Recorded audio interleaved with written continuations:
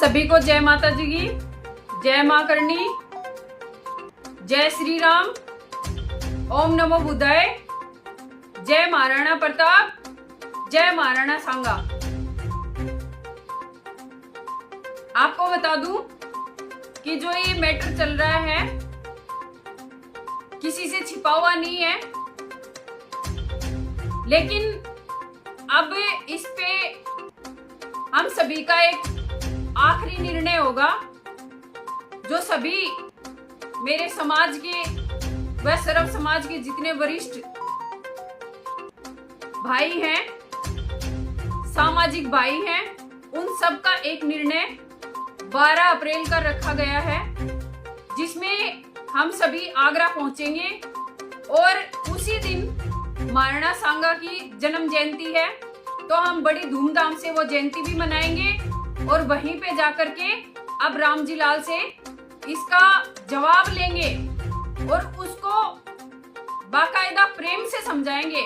अब ज्यादा रोक टोक से नहीं, अब प्रेम से समझाएंगे कि क्षत्रियों को आखिर क्यों हड़के में ले रहा है वो। मैं बता दूं आपको कि जो ये 4 दिन पहले का जो वाकया था, ये निहायत ही घटिया किस्म की मानसिकता थी, निहायत ही घटिया किस्म की जो बयानबाजी हुई थी, उससे कहीं ना कहीं हमारा समाज ही नहीं, सर्व समाज भी हरकत में आया है। और अपने आप को इस चीज के लिए हम इतना मतलब ऑकवर्ड समझने लगे कि क्या ही बताऊं, कि दिमाग में नहीं आ रहा उस आदमी के लिए मैं क्या वर्ड यूज करूं। हम सभी का तो देखिए, हम क्षत्रिय हैं, हमने कभी किसी भी समाज के लोगों को या किसी भी धर्म को कभी भी कुछ गलत नहीं बोला, क्योंकि हमारा एक ही मानना है, एक ही कहना है कि जो भी धर्म है वो सब अच्छे हैं, सर्व मान्य हैं, सब अपनी जगह पे सब सही हैं। हम किसी के बारे में कुछ गलत नहीं कहते, लेकिन एक जो मानसिक कीड़े के रूप में ये रामजी लाल नाम का इंसान है, इसने हमारे समाज को सीधा सीधा टारगेट किया, सीधा सीधा हमारे पूर्वजों को टारगेट किया। मैं बता दूं कि वो पूर्वज क्या, वो तो आज भी हमारा वही आदर्श है, उन्हीं के सिखाए हुए नक्शे कदमों पे हम आज भी चल रहे हैं। तो पूर्वज हमारे कहीं गए भी नहीं हैं और उनको हम जाने भी नहीं देंगे, क्योंकि जो उनका सिखाया हुआ है वो हम आजीवन उसी पे चलेंगे। तो ये रामजी लाल जैसे कितने ही भड़वे आएंगे, कितने ही जाएंगे, किसी को कोई फर्क नहीं पड़ता। और जिस दिन क्षत्रिय ने अपने बल और बुद्धि जा करके इनको एक बार दिखा दी ना, तो ये ढूंढे नहीं मिलेंगे।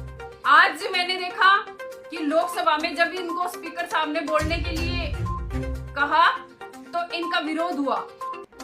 ये विरोध बहुत ही बढ़िया करना भी चाहिए था, लेकिन ये विरोध अगर 4 दिन पहले हो जाता तो शायद इस रामजी लाल जैसे इंसान को संसद में दोबारा घुसने का टाइम ही नहीं मिलता, इसको कोई घुसने ही नहीं देता। हमारे 160 करणी सैनिकों को बंदी बनाया गया और उनके ऊपर मुकदमे दर्ज किए गए। तो मैं सरकार से मांग करती हूँ कि अविलंब उन मुकदमों को खत्म किया जाए और जितने भी करणी सैनिक अभी भी जो गिरफ्तारी में है उनको बाइज्जत बरी किया जाए, क्योंकि उनका कोई कसूर नहीं था, उन्होंने कुछ गलत नहीं किया। जिस इंसान ने एक पीढ़ी के पन्नों को पलटा है और वो भी इतने गलत तरीके से पलटा है, अगर उसको आज जवाब नहीं देते तो वो कल को फिर बोलता, और अगर बोलता तो हम लज्जित होते, हमारी आने वाली पीढ़ी लज्जित होती। ये कई बार हमारे साथ हुआ है, हमारे पूर्वजों के बारे में, हमारे जो पूर्वज जिन्होंने अपने खून की एक एक बूंद दे दी हर समाज के, उस क्षत्रिय के लिए, हर सर्व समाज के भाई के लिए, बहनों के लिए, कभी उन्होंने ये नहीं देखा ये किस समाज से है या किस समाज से नहीं है। वो अगर महान महापुरुष बने हैं तो उन्होंने काम किया है। ऐसे ही लोकसभा में, राज्यसभा में खड़े होकर चट चट चट चट नहीं की।